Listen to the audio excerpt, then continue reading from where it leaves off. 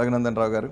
And ఈ అన్సెన్సార్లో ఈ car రేసులో ఈడీ ఎంట్రీ దగ్గర నుంచి అల్లు అర్జున్ అరెస్ట్ వరకు అన్నీ కూడా మాట్లాడుతున్నాం అన్సెన్సార్లో. దానికి ఎంపీ రఘునందన్ రావు దగ్గర నుంచి ఎటువంటి ఆన్సర్స్ వస్తాయో మనం చూద్దాం. రఘునందన్ రావు గారు, రాజకీయ అంశాలు చాలా ఉన్నప్పటికీ దేశవ్యాప్తంగా అటు రాజకీయంగాను ఇటు సినిమాల పరంగాను ప్రజల నుంచి ఎక్కువ చర్చనీయాంశమైన అంశం అల్లు అర్జున్ అరెస్ట్. అల్లు అర్జున్ అరెస్ట్ విషయంలో మీరు అల్లు అర్జున్కి ప్రోగా రియాక్ట్ అయ్యారు. అల్లు అర్జున్కి ప్రోగా రియాక్ట్ అవ్వడానికి కారణం ఏంటి? సో ఒక రాష్ట్ర ప్రభుత్వం మొత్తం ఒక వ్యక్తిని ముద్దాయిగా చూపించాలనేటువంటి ప్రయత్నంలో కొన్ని తొందరపాటు పనులు, కొన్ని తప్పు పనులు చేసింది. వ్యవస్థ ఎప్పుడు కూడా బలంగా ఉంటుంది, వ్యక్తులు ఎప్పుడు కూడా బలహీనంగా ఉంటారు. మొత్తం వ్యవస్థలన్నీ ఒక వ్యక్తి మీద దాడి చేయాలనుకుంటున్నప్పుడు ఇది సరి అయింది కాదనేటువంటి అంశాన్ని ప్రజలకు చెప్పాలని అనుకున్నప్పుడు అల్లు అర్జున్ గారి తరఫున మాట్లాడడం జరిగింది. అంటే అల్లు అర్జున్ పైన వ్యవస్థ దాడి చేస్తుందనే కనిపించిందా, లేకపోతే ఒక చిన్న 9 సంవత్సరాల పిల్లాడు ఆసుపత్రిలో చావు బతుకుల మధ్య ఉన్నాడు, తల్లిని కోల్పోయి ఉన్నాడు, మరో బిడ్డ తల్లి ఎక్కడుందో తెలియక ఎదురు చూస్తుంది, ఒక భర్త భార్యను కోల్పోయి ఉన్నాడు అనేది ఎక్కడా కనిపించలేదా? సో మీరు నాణానికి ఒకవైపు చెప్తా ఉన్నారు, నేను నాణానికి ఇంకొక వైపు నుంచి చూస్తూ ఉన్నాను. మన ఇద్దరి మధ్యలో ఒక నాణ్యం పెడితే మీ వైపు బొమ్మ కనబడుతుంది, నా దిక్కు బొరుసు కనబడుతుంది. మీరు బొమ్మను చూసి మాట్లాడుతూ ఉన్నారు, నేను బొరుసును చూసి మాట్లాడుతూ ఉన్నాను, అంతే తేడా. చూసే కళ్ళను బట్టి, చూసే సందర్భాన్ని బట్టి, చూస్తున్న వైపు నుంచి ఆ దృక్కోణం మారుతూ ఉంటుంది. నేను ఇటువైపు ఉన్నాను, మన ఇద్దరి మధ్యలో నాణ్యం ఇలా నిలబడింది, మీ వైపు బొమ్మ ఉంది, నా వైపు బొరుసు ఉంది. అందుకని మీ కళ్ళు అట్లున్నాయి, నా కళ్ళు ఇట్లున్నాయి. కానీ ఒక రాజకీయ నాయకుడిగా ఉన్నప్పుడు, మీరు ఒక న్యాయవాది కూడా అయినప్పుడు నాణ్యానికి 2 వైపులా చూడాలి కదా. నేను ఒక వైపే చూస్తున్నాను, కానీ మీరే 2 వైపు ఎందుకు చూడట్లేదు రఘునందన్ రావు గారు? 2వ వైపు చూడాలంటే కొద్దిసేపటి క్రితం ఖమ్మం జిల్లా మదిరలో ఈ రాష్ట్ర ఉప ముఖ్యమంత్రి, ఆర్థిక మంత్రి గారి నియోజకవర్గంలో ఒక చిన్న పిల్లోడు 9వ తరగతి అనుకుంటా, if I'm not wrong, student ఊరేసుకొని చచ్చిపోయినాడు. నేను అడుగుతున్నా మీ ద్వారా, కోమటిరెడ్డి వెంకటరెడ్డి గారు బయలుదేరి మరి ఆర్థిక మంత్రి కదా, 25 లక్షల చెక్ తీసుకుపోయి ఆ కుటుంబానికి ఇచ్చి ఆదుకోండి. మరి ప్రతి చావుని రాజకీయ కోణం లోపల చూడాల్సిన అవసరం లేదు. సాంఘిక సంక్షేమ హాస్టళ్ళు, గురుకులాలు ఎవరు పంపిస్తారు అక్కడికి పిల్లల్ని?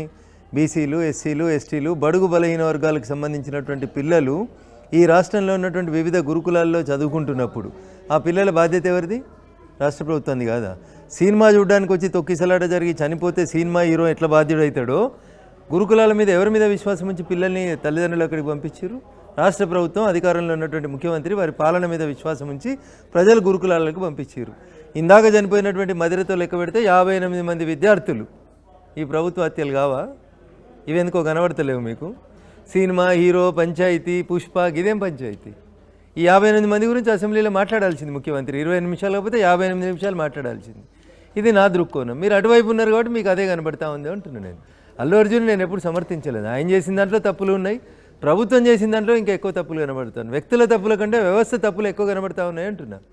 ఒక పొలిటికల్ పార్టీగా భారతీయ జనతా పార్టీ ధర్నా, రాస్తారోక లేదా రేపు బంధుకు పిలిపించింది. ఏం చేస్తారు పోలీసు వాళ్ళు? అర్ధరాత్రి 12 గంటలకు మొదలు పెడతారు మా కార్యకర్తల్ని ప్రివెంటివ్ అరెస్ట్ అని అరెస్ట్ చేస్తారు.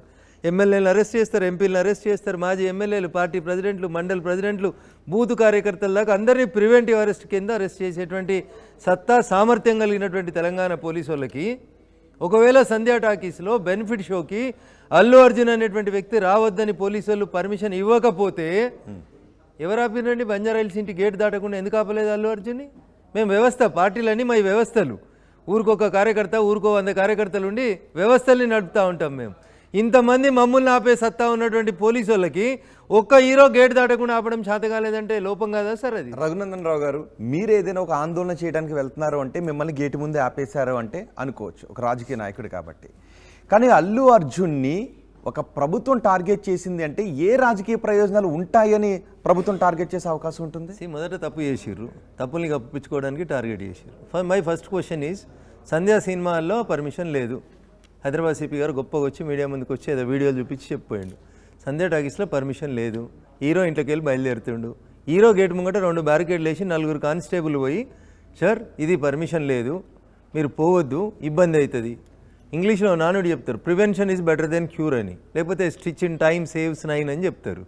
ఆ మాత్రం 2 కార్లు పెట్టి 4 కానిస్టేబుల్ అని పెట్టి ఇంట్లోనే ఆపితే అయిపోతుండే కదా. ఆపలేదు. ఇది మొదటి తప్పు ప్రభుత్వ పరంగా, పోలీసుల పరంగా.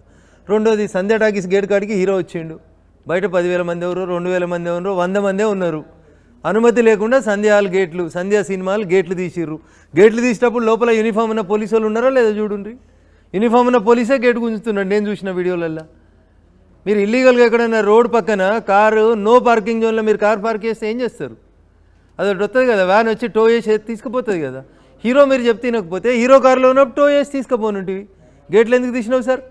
గేట్లు తీసినప్పుడు లోపలికి 1000 మంది ఉరికొస్తారని తెలియదా? 100 మంది కానిస్టేబుల్ ఉండరాడ, 10 మంది కానిస్టేబుల్ అని ఉండరాడ. ఇగో ఇది వ్యవస్థలో రెండో లోపం. ఇవన్నీ పోయి లోపలికి పోయి ఆయన పోయి కూర్చున్నాడు. మీరేమో చెప్పినా అంటారు, ఆయన ఏమో చెప్పలేదంటారు.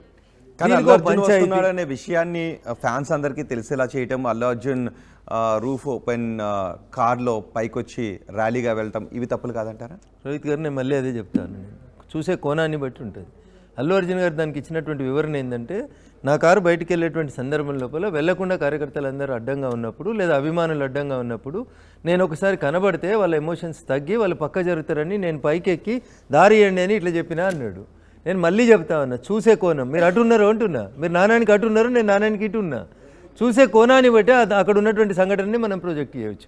మీరు చూస్తున్న కోణం కరెక్ట్ కాదు అంటున్నా. ఇండివిజువల్ని ఆపలేని తెలంగాణ పోలీసు వాళ్ళు పెద్ద పెద్ద ముచ్చట్లు ఎందుకు చెప్తారు రోహిత్ గారు?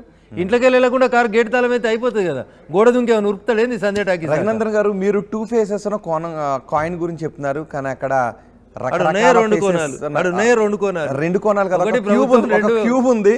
ఆ క్యూబ్ లో కూడా మీరు చూపించని కోణం కూడా ఇంకొకటి ఉందని చెప్తారు. ఎందుకంటే బీజేపీ నేతలు సినిమా పరిశ్రమను తమ వైపు తిప్పుకోవడానికి కొన్ని ప్రయత్నాలు చేస్తున్నారు. అందులో భాగంగానే మోదీ కూడా ఎక్కడికి వెళ్ళినా సినీ ప్రముఖులను కలుస్తున్నారు.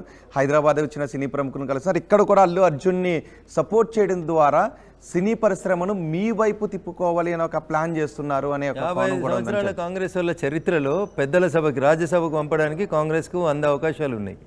కాంగ్రెస్ ఏం చేసింది, మేమేం చేస్తున్నాం? మేము హీరోయిన్లను తీసుకుపోలేదు రాజ్యసభకి. పెద్దల సభలకు మేము తీసుకుపోయింది ఒక సంగీత విద్వాంసుడు ఇళయరాజా గారిని తీసుకుపోయినాం, లేకపోతే ఒక పరుగుల రాణి పీటీ ఉషా గారిని తీసుకుపోయినాం, లేకపోతే RRR మూవీ మేకర్ వాళ్ళ తండ్రి రాజమౌళి గారి తండ్రి విజయప్రసాద్ గారిని తీసుకుపోయినాం. ఇది మేము పెద్దల్ని గౌరవించుకునే విధానం. మీ కోణం ప్రతి దాంట్లో ఆర్థిక కోణమే. నీ ఇంటికి వస్తే ఏమి ఇవ్వాలి, నా ఇంటికి వస్తే ఏం తేవాలి, ఇది కాంగ్రెస్ ధోరణి. మా ధోరణి పెద్దల సభని గౌరవించుకునేటువంటి పెద్ద వ్యక్తులను తీసుకుపోయి అక్కడ పెట్టి సమాజంలో ఉన్నటువంటి అన్ని రకాలైనటువంటి కళలు, కళాకారులను ఎంకరేజ్ చేయడం మా కల్చర్. దానికి సినిమా రంగం ఏముందండి? RRRకి ప్రైజ్ వచ్చింది, మేము ఇచ్చినామా? ఆస్కార్ వాళ్ళు ఇచ్చిర్రు వాళ్ళ పాటకి చూసి. అది కూడా నరేంద్ర మోడీ గారు తప్పేనా? మంచిని మంచి అనడం మా సంస్కారం.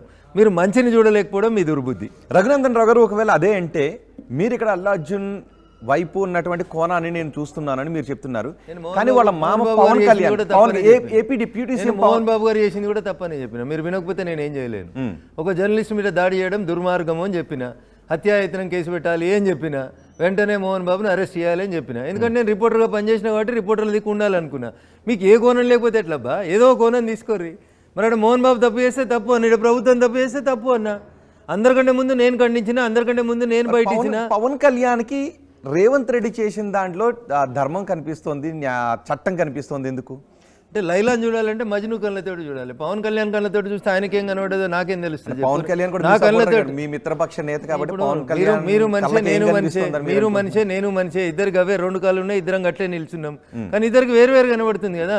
ఒక సంఘటన పట్ల ఒక మనిషి ఎట్లా స్పందిస్తాడు అనేది ఆయన ఇష్టం. అది ఆర్టికల్ 19 ఫ్రీడమ్ ఆఫ్ స్పీచ్. ఆయన ఇష్టం ఆయన మాట్లాడితే, నా ఇష్టం నేను మాట్లాడతా. Is not our party boss, is not our party president. ఆయన అభిప్రాయం ఏం చెప్తారు, వారి అభిప్రాయం నేను గౌరవిస్తాను, నా అభిప్రాయం నేను చెప్తాను. మీకు నచ్చితే గౌరవించరు, లేకపోతే లేదు. What is wrong in it?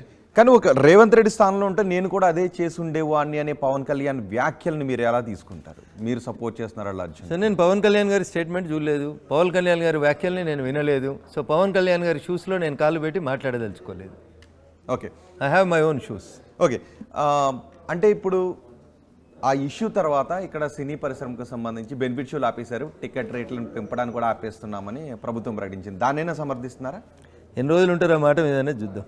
కొత్త సినిమాలు మళ్ళీ వస్తాయి కదా ఇప్పుడు జనవరిలో, వాటికి ఇస్తారా ఇయ్యారా చూసినాక మాట్లాడుకుందాం. How many days Congress will stick on to that sentence or statement అనేది చూద్దాం సార్. తొందర ఎందుకు? వాళ్ళ అవసరానికి ఒకటి, వాళ్ళ అవసరానికి ఇంకొకటి ఇట్లా చేస్తారు వాళ్ళు కాంగ్రెస్ వాళ్ళు. Wait and see. ప్రసాద్, మిమ్మల్ని క్వశ్చన్ అడగాలనుకుంటున్నారు. ఏ అంశంలో కూడా స్పందించినటువంటి తెలంగాణలో ఏ ఇష్యూ జరిగినా సరే మీ బీజేపీ పెద్దలు కానివ్వండి, కేంద్ర మంత్రులు కానీ అల్లు అర్జున్ అంశంలో ఎందుకు స్పందిస్తున్నారు? కేంద్ర మంత్రులతో పాటు ఇక్కడ ఉన్న ప్రతి నాయకులు కూడా దాన్ని భూతద్దంలో పెట్టి చూస్తున్నారా? అంటే రాజకీయంగా మీరు వాడుకుందాం అనుకుంటున్నారు అల్లు అర్జున్ ఇష్యూని? మోహన్ బాబు విషయంలో నేను మాట్లాడినా అని చెప్పిన, మీరు వినకపోతే నేనేం చేయలేదు. నేను కేంద్ర నాయకత్వం కూడా, కేంద్ర మంత్రులు కూడా అల్లు అర్జున్ విషయంలో మేము మాట్లాడినామన్నా, మీరు చూడకపోతే మేము చేయలేము.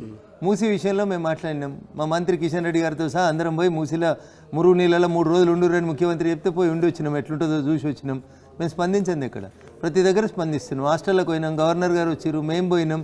ఏడ స్పందించట్లేదు మేము, ఏ ప్రజా సమస్య మీద మేము స్పందించలేదు. అందరిలో స్పందిస్తాం మేము. పేదోడి కష్టం